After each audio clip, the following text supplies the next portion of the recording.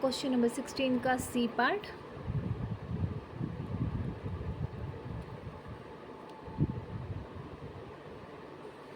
If A is the subset of B then B complement is the subset of A complement.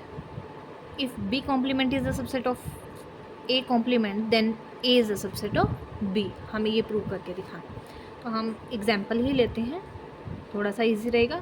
तो first part हमारा वही, आप यहाँ लिख लीजिए। आपको फर्स्ट पार्ट में आपने क्या प्रूव करना है? फर्स्ट पार्ट में आपने वही प्रूव करना है कि if A is the subset of B then B complement is the subset of A complement.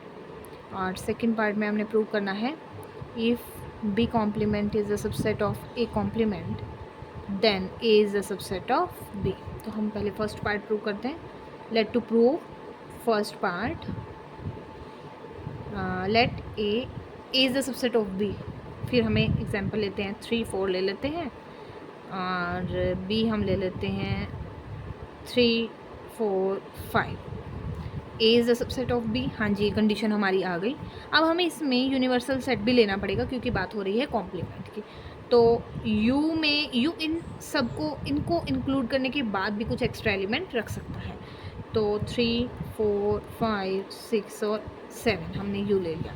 तो पहले हम निकाल लेते हैं। ए कॉम्प्लीमेंट हमारा आता है 5 6 और 7, और बी कॉम्प्लीमेंट हमारा आता है 6 और 7।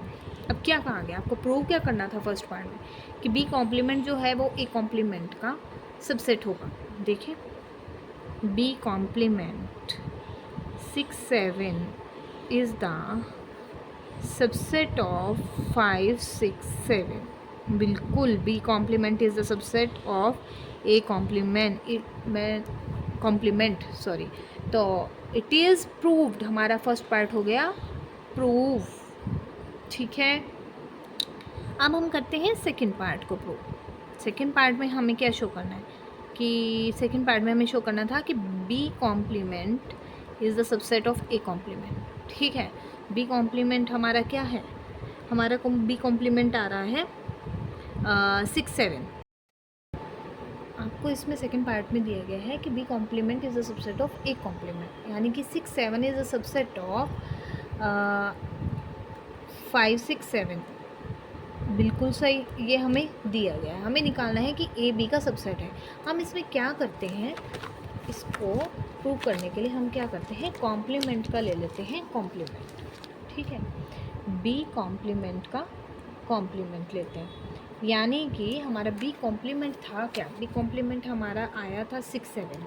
ठीक है, 6 7 का फिर से कॉम्प्लीमेंट, ये हमारा आ जाएगा 3 4 5। ए कॉम्प्लीमेंट का कॉम्प्लीमेंट लेते हैं, वो था 5 6 7 का, ये आ जाएगा 3 4। 3 4 इज़ द सबसेट ऑफ 3 4 5, और ये है क्या? ए कॉम्प्लीमेंट का कॉम्प्लीमेंट, और ये क्या है आपका? बी कॉम्प्लीमेंट का कॉम्प्लीमेंट। कॉम्प्लीमेंट का कॉम्प्लीमेंट होता क्या है? ए।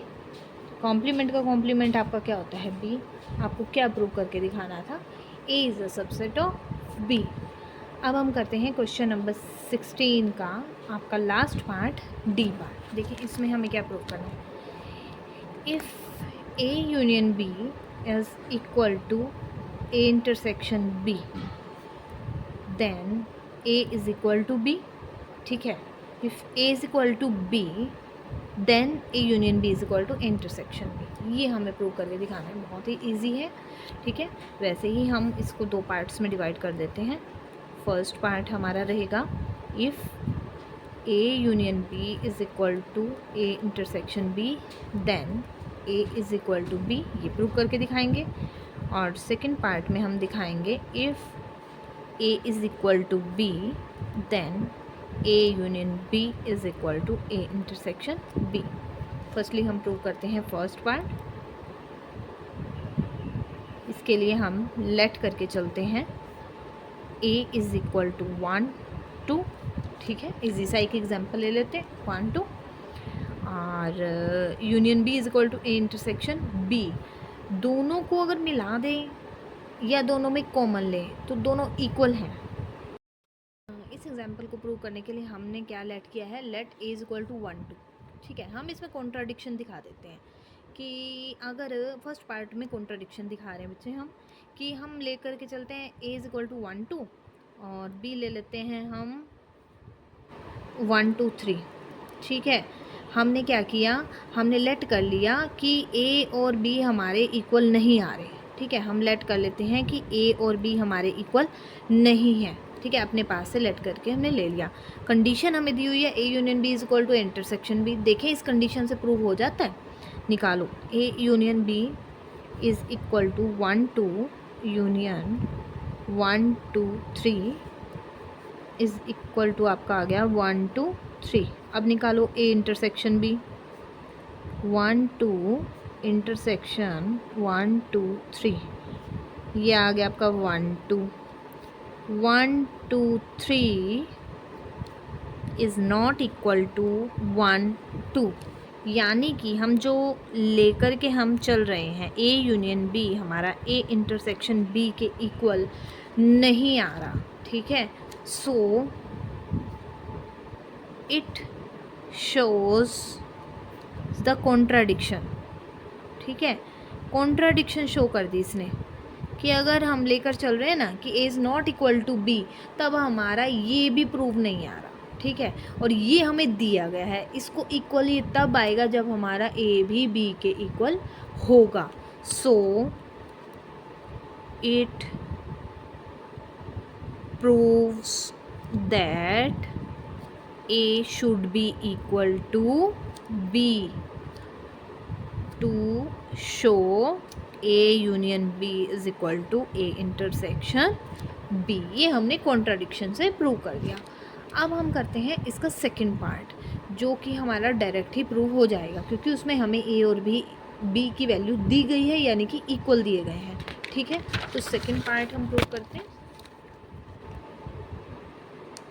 सेकंड पार्ट है, if A is equal to B then A union B is equal to A intersection B। जब आपको सेट दे दिए जाते हैं ना तो आपका थोड़ा प्रूव करना इजी हो जाता है। अगर इस तरह से कंडीशन दे दी जाए, यूनियन, इंटरसेक्शन, डिफरेंस, ये सब दिया जाए तो उसको थोड़ा सा प्रूव करने में हमें कॉन्ट्राडिक्शन से हम इजीली प्रूव कर लेते हैं। A is equal to B, तो लेट अगर मैं करूँ A को 3 4, ठीक है, तो ऑटोमेटिकली मेरा बी भी क्या बन जाता है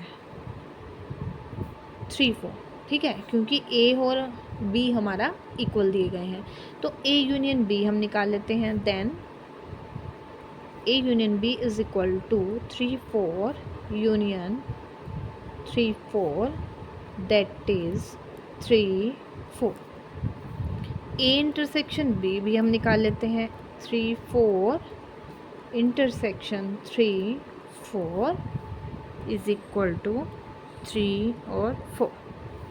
ठीक है, A union B is equal to A intersection B is equal to 3 4। ये हमारा प्रूफ हो गया, ये हमने इम्प्लाई कर दिया। ठीक है बच्चे, ये था हमारा 16 का लास्ट पार्ट, डी पार्ट।